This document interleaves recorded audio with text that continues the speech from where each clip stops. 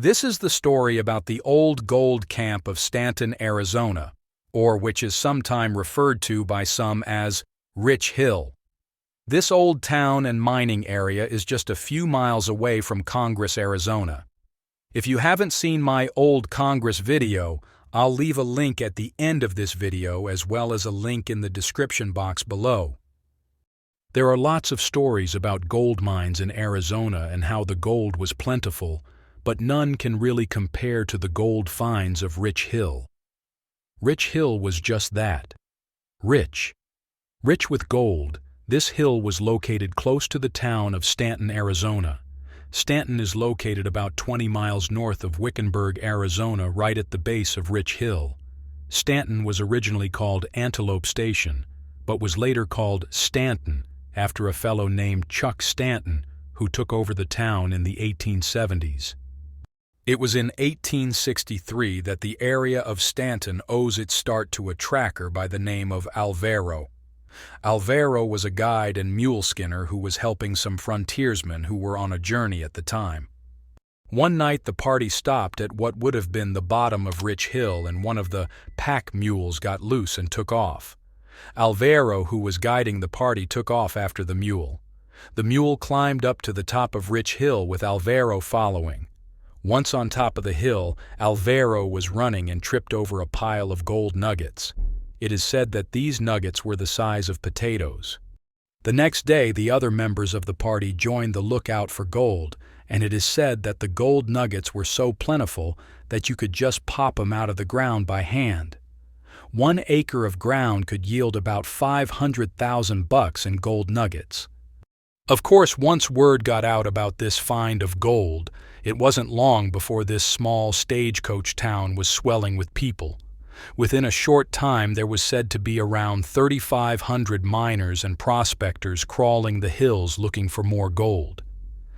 As always, wherever there is riches to be had, there will always be those who move into town and try to take over. This was just the case here, as a man named Chuck Stanton moved into town. Old Chuck was one of those kind of guys who was up to no good right from the start.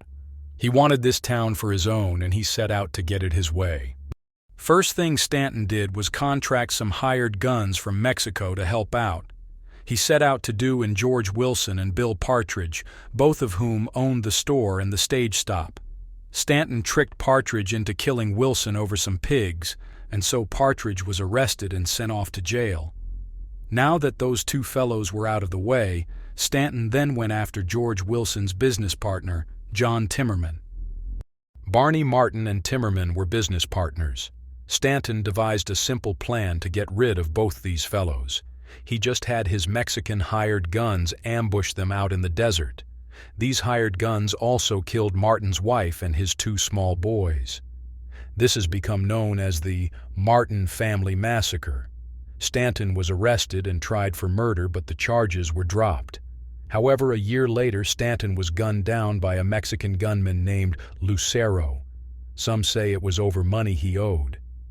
The town continued to thrive with the mining of gold, and by the 1890s the town had families, a school, a couple of shops, a post office, and a couple of hotels, but was still known as a very dangerous place. Then by 1905 the gold was almost gone and the town started to fall into demise. After the post office closed, most of the people left, and like most old West Boom towns, this town never really made a comeback. You can still go out to the old town site of Stanton Rich Hill. As I said earlier, it's just a few short miles away from Congress, Arizona.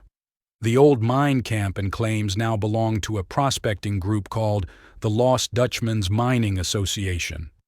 You will see that there is still a lot of folks who go and camp out there and prospect in the hills, looking for that all-elusive gold. Well, that's about it for this week's video. I sure hope you enjoyed this short story about Stanton Rich Hill. Please like, share, and subscribe so we can continue to bring you more old, lost mine stories.